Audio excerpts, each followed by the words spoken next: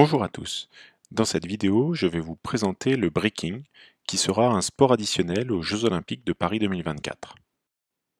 Au niveau de l'historique du breaking, donc c'est une pratique qui est apparue en Afrique dans les années 50, mais qui s'est réellement développée dans les années 70 à New York.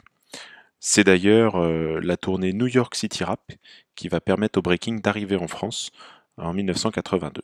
Ce breaking, aussi appelé breakdance, va un peu tomber dans l'oubli au niveau du grand public, même s'il sera toujours pratiqué par plusieurs personnes en France et ailleurs dans le monde, et il sera présent aux Jeux Olympiques de la jeunesse à Buenos Aires en 2018. C'est seulement en 2020 que le breaking est intégré à la Fédération française de danse, et il sera pour la première fois présent aux Jeux Olympiques à Paris à l'été 2024 en tant que sport additionnel. C'est donc, on le voit, une discipline assez récente comparée aux autres sports olympiques et qui a un règlement déjà bien codifié qui sera adapté pour les Jeux olympiques. Donc pendant l'épreuve en 2024, nous pourrons observer des affrontements en 1 contre 1 au sein d'un tournoi homme et d'un tournoi femme.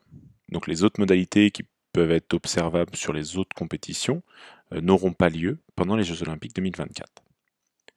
Les breakers, puisque c'est comme ça qu'on les appelle, passent habituellement au sein d'un cercle composé du public. En compétition, et ce sera notamment le cas pour les Jeux Olympiques, ils se trouveront sur une scène carrée, le public se placera autour de cette scène, et il y aura un DJ qui passera un son qui n'est pas connu à l'avance. Sur le circuit international, il y a 9 juges, et on cherche toujours à avoir ce nombre impair pour éviter les égalités. L'objectif de l'épreuve, ce sera de pouvoir réaliser des figures, des mouvements, ce qu'on appelle des phases, pour pouvoir impressionner le public, mais surtout le jury. Chaque breakers aura 2 passages lors d'un battle en 1 contre 1. Chaque jury ensuite dispose d'une voix, soit une voix pour, soit une voix ex aequo. S'il y a égalité à la fin, il y a un passage supplémentaire, mais cette fois, on ne peut pas donner d'ex aequo. La notation est assez complexe en breaking, et elle se déroule pendant une pause de 2 minutes entre chaque manche, pendant lesquelles le jury doit délibérer. Chaque passage est évalué par un système qui s'appelle le Trivium Value System, qui est composé de la qualité physique, de la qualité artistique et de la qualité d'interprétation. Pour les Jeux Olympiques, ce Trivium Value System sera complété avec 5 catégories, et les juges évalueront la musicalité, le vocabulaire gestuel, l'originalité, la technique et l'exécution. Pour les Jeux Olympiques 2024, les épreuves de breaking se dérouleront du 9 au 10 août au niveau du parc urbain de la Concorde.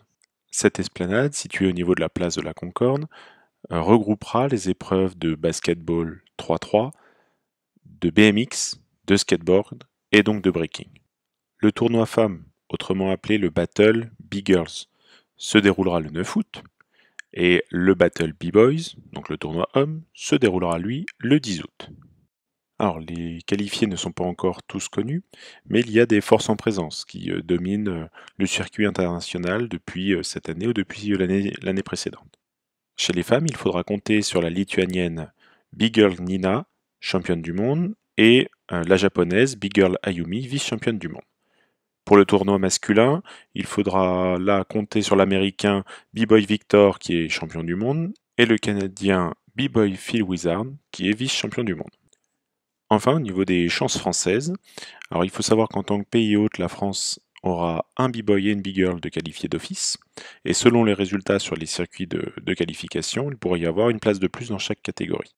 Au niveau des femmes, b-girl Sissi, qui a été 3e au dernier championnat du monde, fera office d'outsider, et b-girl Sarabi, la dernière championne de France, défendra ses chances si elle arrive à se qualifier.